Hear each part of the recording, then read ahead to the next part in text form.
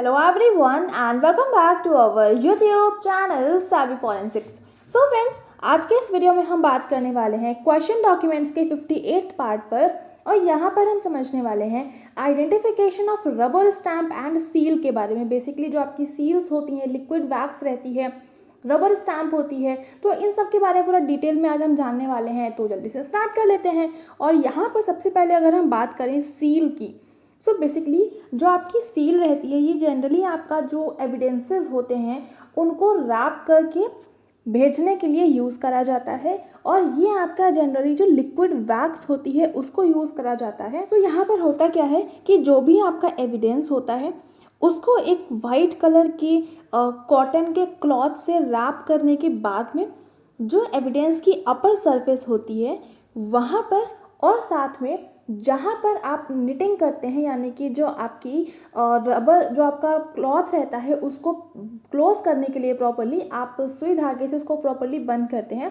उस जगह पर भी आपको वैक्स लगानी होती है, लिक्विड वैक्स। तो वो जो वैक्स रहती है लिक्विड मटेरियल होता है, उसको लिक्विड करने के बाद में आपको अपने एविडेंस की सरफेस पर डालना होता है और उसके ऊपर जो भी अथॉरिटी होती है, हायर अथॉरिटी जो कि भेज रहे होते हैं एविडेंसेस को, उनकी स्टैम्प रहती है, एक सील रहती है, उसको इस लिक्विड वैक्स के ऊपर से आपको रख देना होता है ताकि जो उसका इम्प्रेशन बना हुआ है वो इस लिक्विड वैक्स के ऊपर बन जाए प्रॉपरली और फिर ये इस पर फिक्स हो जाता है। ये कभी भी रिमूव जनरली नहीं होता है और अगर ये गायब है, ये टूटी हुई वैक्स है, तो ये चीज़ ये इंडिकेट करती है कि किसी ना किसी ने इस प्रॉपर जो एविडेंस है इसको खोलने की कोशिश करी है।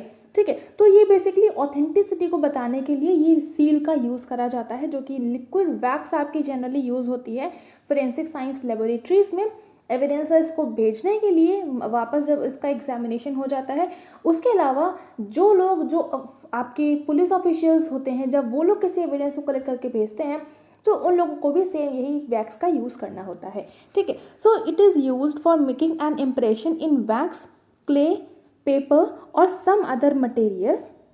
यहाँ पर जनरली एक लिक्विड वैक्स का यूज़ करा जाता है, use to wrap and maintain authenticity of the evidence. तो जो कुछ मैंने बताया है वो यहाँ पर लिखा हुआ है, आप उसको समझ सकते हैं। आगे मूव करते हैं। अब हम बात कर लेते हैं स्टैम्प के बारे में। सो बेसिकली स्टैम्प आप सभी को पता होगा, जो आपका स्टैम्प पेपर अलग रहता है वो डिफरेंट चीज़ है, लेकिन जो यहाँ पर स्टैम्प जो बात हो रही है वो होती है आपकी मोहर। तो अगर हम बहुत सिंपल से समझें तो एक आपका होता है रबर स्टैम्प, जहाँ पर आपका एक तरह का इसके अंदर स्पंज होता है या फिर कई जगह क्लॉथ रहता है, वो डिपेंड करता है अलग अलग तरह के स्टैम्प के ऊपर। तो इसके ऊपर आपका पूरा रहता है, इसमें इंक फिल रहती है। अब एक दूसरी आपके पास होता है स्टैम्प के लगाने के लिए, इस पर आपका इम्प्रेशन इम्प्रिंट होता है, आपको इसके ऊपर रखना होता है प्रेशर लगा के एंड फिर जिस भी पेपर पे आपको इम्प्रेशन चाहिए है उस सील का, उसके ऊपर आपको इसको लगा देना होता है। तो ये सिंपल सा मतलब होता है स्टैम्प का, यानी कि किसी भी डॉक्यूमेंट की ऑथेंटिसिटी बताने के लिए, किसी भी डॉक्यूमेंट को ओरिजिनल बताने के लिए स्टैम्प का यूज़ होता है। अब यहाँ पर जो स्टैम्प रहती है उसमें अलग अलग उसके भी टाइप होते हैं। ठीक है, तो अभी कौन कौन से टाइप होते हैं उसको भी हम आगे चलकर समझेंगे। उससे पहले यहाँ पर जो लिखा हुआ है इसको देख लेते हैं। So basically, in stamping, some type of ink made of dye or pigment is applied to an image or pattern that has been carved, molded, laser engraved or vulcanized onto a sheet of rubber. So basically यहाँ पर होता क्या है कि एक rubber की sheet रहती है, उसके ऊपर जो भी आपको इम्प्रेशन चाहिए होता है वो आपको उसके ऊपर इंग्रेव करना होता है, मोल्ड करना होता है, या फिर ये आपके अलग अलग मेथड्स लिखे हुए हैं, कार्व करना है, मोल्ड करना है, लेज़र इंग्रेव्ड या फिर वर्कनाइज्ड, इसमें से कोई भी एक मेथड आपका यूज़ किया जाता है रबर के ऊपर कोई भी तरह के इंप्रेशन को इम्प्रिंट करने के लिए। उसके बाद में फिर वो जो रबर की शीट रहती है वो आपकी सर्कुलर पे भी आप बनवा सकते हैं या फिर आप स्क्वायर या फिर रेक्टेंगल पे भी बनवा सकते हैं। तो वो जो रबर की शीट रहती है उसको आपको माउंट करना होता है एक मोर स्टेबल ऑब्जेक्ट के ऊपर, और मोर स्टेबल ऑब्जेक्ट के लिए आपको लेना होता है वुड, ब्रिक या फिर कोई भी एक्रेलिक ब्लॉक, या कुछ भी आप ले सकते हैं, कोई मेटल भी ले सकते हैं, ऐसा कुछ फिक्स क्राइटेरिया नहीं होता है। अब इसके अलावा क्या होता है, जो इंक कोटेड रबर स्टैम्प होता है उसको आपको प्रेस करना होता है एक तरह के मीडियम पे, such that the colour image is transfer on to the medium. जैसे मैंने आपको बताया था, एक आपका इस तरह की स्टैम्प रहती है, ये आपका जो होता है इसके अंदर इंक फिल रहती है, इसको आपको इसके ऊपर प्रेस करना है और फिर आपको इसको इंक लेने के बाद में जो भी आपका पेपर है उसके ऊपर यहाँ पर आपको इस तरह से इम्प्रिंट कर देना होता है, ताकि जो भी इम्प्रेशन है सील का, स्टैम्प का, वो प्रॉपर डॉक्यूमेंट पे आ जाए। तो ये रहता है आपका स्टैम्प का सिंपल सा मतलब। अब इसके टाइप्स की बात करें, उसको 3 तरह से कैटेगराइज करते हैं। पहला तो होता है आपका ट्रेडिशनल रबर स्टैम्प, जो मैंने आपको बताया कि आपका इंक अलग रहती है और आपकी स्टैम्प जो रहती है वो अलग रहती है। इसमें जो आपकी इंक यूज़ करी जाती है वो वाटर बेस्ड इंक होती है। एक तो ये चीज़ हो गई। अब इसका कॉम्पोजिशन क्या होता है वो सब कुछ आपको एग्जामिन करना होता है। जब आप इसका एग्जामिनेशन करते हैं तो वो हम अभी आगे समझेंगे। बेसिकली सिंपल सा मतलब है कि जो ट्रेडिशनल रबर इंक रहती हैं, स्टैम्प रहते हैं, इसमें आपकी वाटर बेस्ड इंक यूज़ करी जाती है। सेल्फ इंकिंग स्टैम्प की बात करें तो सेल्फ इंकिंग स्टैम्प में क्या होता है कि एक तरह का ऐसा इंस्ट्रूमेंट होता है, यहाँ पर नीचे साइड में आपकी स्टैम्प मतलब जो उसका आपकी सील रहती है वो अवेलेबल होती है। सील का मतलब जो स्टैम्प, जो इम्प्रेशन आपको इम्प्रिंट करना है वो नीचे वाली सरफेस पे इंग्रेव्ड होता है। अब इसके अंदर साइड में क्या होता है, ऊपर पोजीशन पर यहाँ पर आपकी इंक का आपका जो इंक पैड रहता है वो अवेलेबल होता है।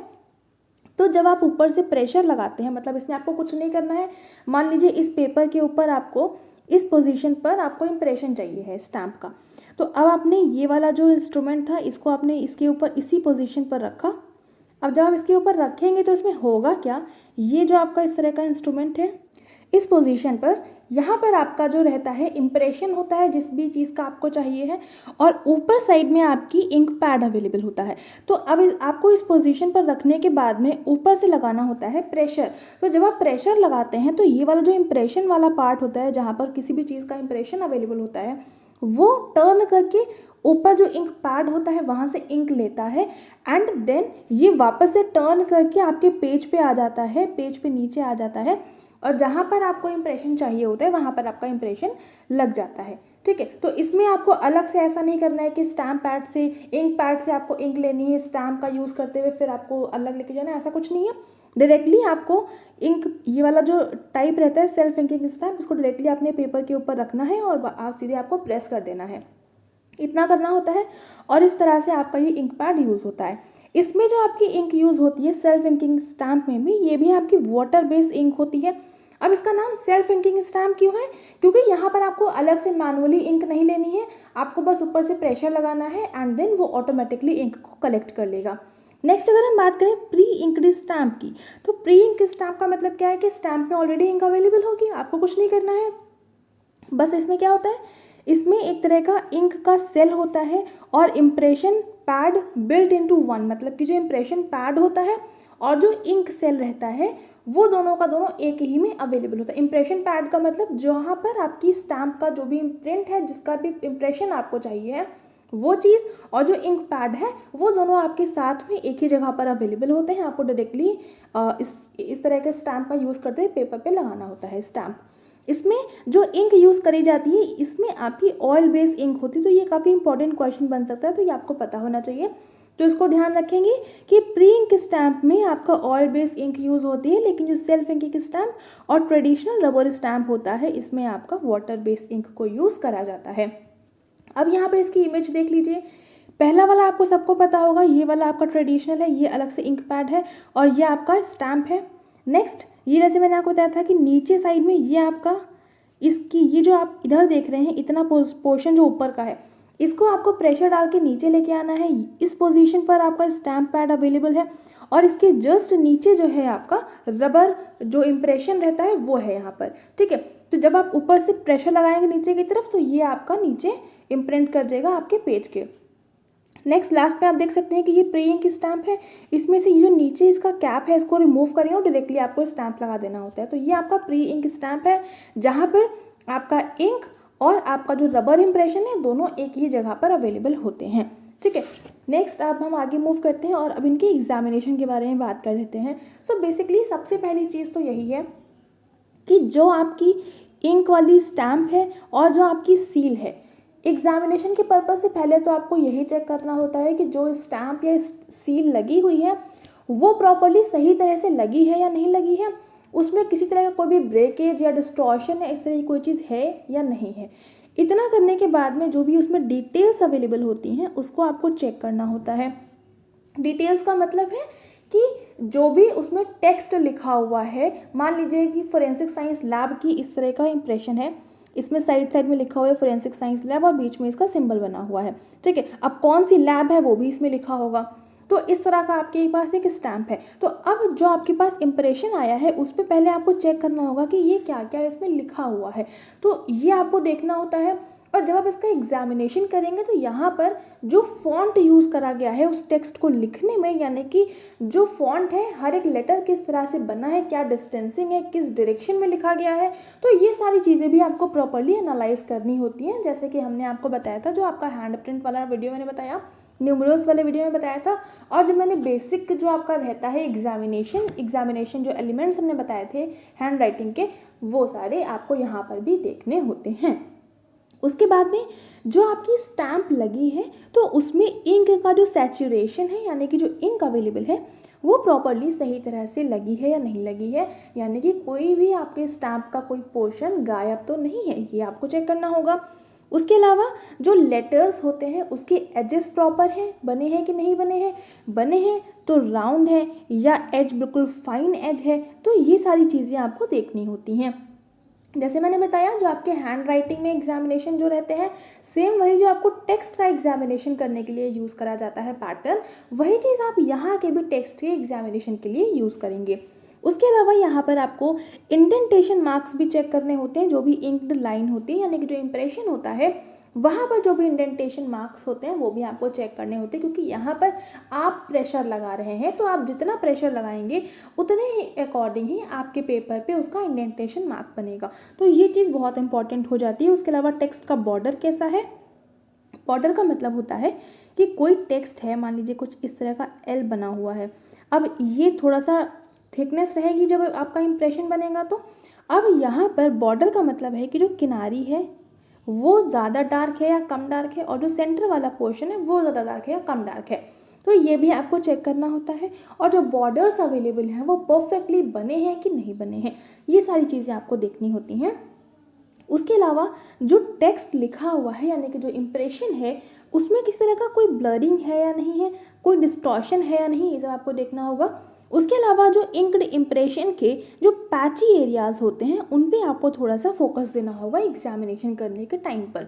उसके अलावा जो इंटरसेक्शन लाइंस होती हैं, यानी कि जो क्रॉस सेक्शनल लाइंस होती हैं, क्रॉस सेक्शनल स्ट्रोक्स होते हैं बेसिकली, उनमें आपको देखना होगा। यानी कि मान लीजिए कि कुछ लिखा हुआ है, ए लिखा हुआ है, अब ए में इस पर्टिकुलर पोजीशन पर क्रॉस सेक्शन बना है। अब ये ज़रूरी नहीं है कि हर कंडीशन में बनेगा ही बनेगा, लेकिन यहाँ पर बना हुआ है, तो अब यहाँ पर आपको इसको चेक करना होगा कि आपको क्वेश्चन और स्टैंडर्ड का जब कंपैरिजन करेंगे तो वहाँ पर आपको ये सारी चीज़ें देखनी होंगी, क्योंकि वहाँ पर जो आपकी फोर्ज स्टैम्प होगी तो वहाँ पर हो सकता है ये चीज़ अवेलेबल ना हो, और अगर हो भी तो थोड़ा सा ऊपर नीचे हो, तो ये सारी चीज़ें रहती हैं। क्योंकि जब आप रबर स्टैम्प बनाते हैं तो जो ओरिजिनल होता है और जो फोर्ज होता है, दोनों में कुछ ना कुछ पिक्यूलियर कैरेक्टरिस्टिक फीचर्स आपको देखने को ज़रूर से मिलेंगे, और जो स्टैंडर्ड है वो प्रॉपरली यूज़ हो रहा है, जो क्वेश्चन है वो भी प्रॉपरली यूज़ हो रहा है या नहीं हो रहा है, जो भी है, तो उस कंडीशन में उनके यूज़ होने का तरीका अलग अलग होगा। तो इसी वजह से उनमें कुछ ना कुछ unique peculiar characteristic features use होते होते ज़रूर से बन ही जाते हैं, ठीक है। तो ये सब आपको देखना होता है। तो अब यहाँ पर इसके साथ साथ जो डार्कर इंक की आउटलाइनिंग होती है, यानी कि जो रिंग होता है डार्कर इंक आउटलाइनिंग का हर एक इंडिविजुअल कैरेक्टरिस्टिक में, इसको हम बोलते हैं स्क्वीज इफेक्ट, और ये भी आपको एग्जामिन करना होता है। तो जैसे कि मैंने यहाँ पर आपको बताया था कि एक आउटलाइनिंग होती है, तो अब यहाँ पर जो आउटलाइनिंग है वो अगर डार्कर है, कंपैरेटिवली ज़्यादा डार्क रिंग है, तो वहाँ पर आपको इसका देखना पड़ेगा। और उसके अलावा आउटर रिंग, यानी कि जब आपकी स्क्वायर स्टैम्प है या फिर सर्कुलर स्टैम्प है, तो उसमें कई बार आपका जो इम्प्रेशन रहता है, दो तरह की स्टैम्प हो सकती हैं। एक तो स्टैम्प पे जो कुछ लिखा हुआ है वो इंग्रेव्ड है, यानी कि उसके अंदर इम्प्रिंट है, यानी कि क्या है, इस तरह का है। अब इसमें जो कुछ लिखा हुआ है वो उभरा हुआ नहीं है, वो अंदर को डिप्रेस्ड पोर्शन है। एक तो स्टैम्प आपकी ये हो गई। दूसरी रबर स्टैम्प कैसी होगी कि ये जो कुछ भी लिखा हुआ है ये रेज्ड है, ठीक है। तो ये दो तरह की आपकी स्टैम्प हो सकती हैं। तो अब मान लीजिए कि जो कुछ लिखा हुआ है वो डिप्रेस्ड है, तो उस कंडीशन में ये आपका जो स्क्वायर होगा तो इसकी जो बाउंड्री होगी ये भी आपके पर्टिकुलर सरफेस पर बनेगा, तो उसकी जो आपकी रिंग होती है यानी कि जो आउटर लाइन होती है वो डार्कर होती है, तो उसका आपको एग्जामिन करना होता है। और यहाँ पर इंडिविजुअल लेटर की अगर हम बात करें, यानी कि अगर रेज्ड पोर्शन बने हुए हैं तो इंडिविजुअल लेटर की जो आउटर लाइनिंग होगी वो डार्कर होगी, तो वो भी आपको देखना होता है। तो ये अलग अलग तरह के डिपेंड करता है कि किस तरह की स्टैम्प यूज़ हो रही है, किस तरह की सील यूज़ हो रही है।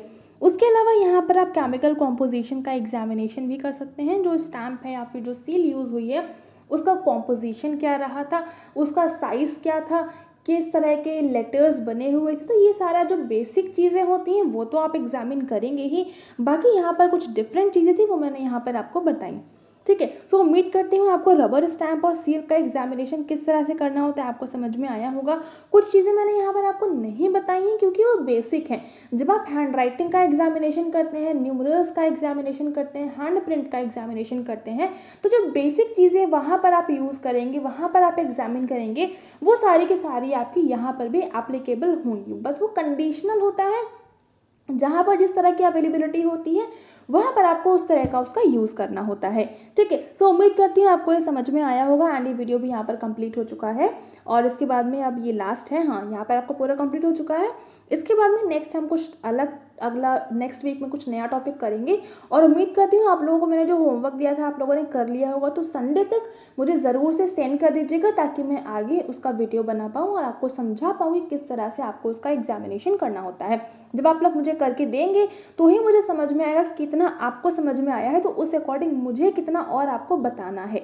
ठीक है, तो इसके लिए ज़रूर से आप लोग होमवर्क को करिएगा, वो PDF को डाउनलोड करके जैसे जैसे मैंने बताया था आपको न्यूमरल्स वाले पार्ट में, वैसे वैसे करके आपको मुझे भेजना है हमारी ईमेल आईडी पर। ठीक है, और मैं हर एक बच्चे का चेक करने वाली हूँ किस तरह से आपने किया है, तो ज़रूर से होमवर्क को कर लीजिएगा। सो मिलते हैं अपने नेक्स्ट वीडियो में। यहाँ तक की वीडियो एंड करते हैं। वीडियो पसंद आ रहा है तो लाइक कर देंगे, अपने फ्रेंड्स के साथ में शेयर कर दीजिएगा ताकि उन तक भी क्वालिटी कंटेंट पहुँच जाए। चैनल पर नए हैं तो चैनल को सब्सक्राइब जरूर से कर लेंगे, बेल आइकन प्रेस कर लेंगे for daily updates. And thank you so much for joining me here.